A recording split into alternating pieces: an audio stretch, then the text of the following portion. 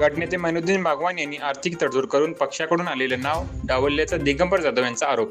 सांगली मिरज कुपवाड शहर महानगरपालिकेची स्वीकृत नगरसेवक पदाची निवडणूक शुक्रवारी दिनांक 17 एप्रिल रोजी झाली. मात्र या निवडीवरून राष्ट्रवादीमध्ये मोठ्या प्रमाणावर गटबाजी झाल्याचे दिसून आले आहे.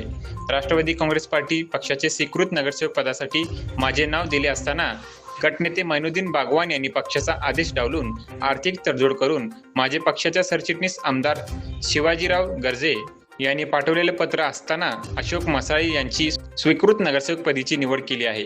याबाबत गटनेते मैनुद्दीन बागवान यांच्या विरुद्ध पक्षविरोधी कारवाई करावी अशी तक्रार पक्षाच्या जिल्हाध्यक्षांकडे तसेच प्रदेशाध्यक्ष सुनील तटकरे व पक्षाच्या अध्यक्षा सुनेत्रा पवार यांच्याकडे लेखी तक्रार करणार असल्याची माहिती दिगंबर जाधव यांनी पत्रकार परिषद दिली.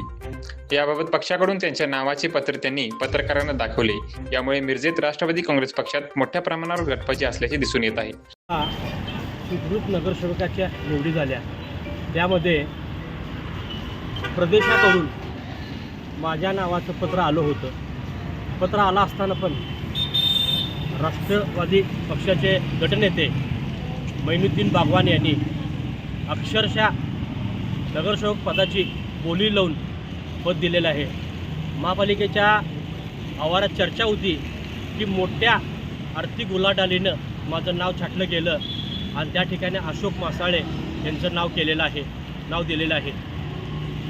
स्थानिक सर्व पदाधिकारी वरिष्ठ नेते यांच्या माध्यमातून एकमुखानं माझं नाव वरती पाठवलं होतं व राष्ट्रवादी प्रदेशाकडून माझं नाव आलं होतं. तरीसुद्धा पक्षाचा आदेश डावलून सर्वांचा अपमान करत मैनुद्दीन बागवान यांनी माझं नाव डावलून आर्थिक बोली करून मोठी आर्थिक उचल घेऊन त्यांनी माझं नाव डावललेलं आहे. याची तक्रार मी आता वरिष्ठांकडे आमच्या राष्ट्रवादी काँग्रेसचे दोन्ही जिल्हाध्यक्ष शहर जिल्हाध्यक्ष व ग्रामीण जिल्हाध्यक्ष तसेच नेते संजय काका पाटील आणि सुनील तटकरे प्रदेशाध्यक्ष व सुनेत्रा वहिनी व पार्थ पवार यांच्याकडे करणार आहे की योग्य ती कारवाई मैनुद्दीन बागवानवर झालीच पाहिजे.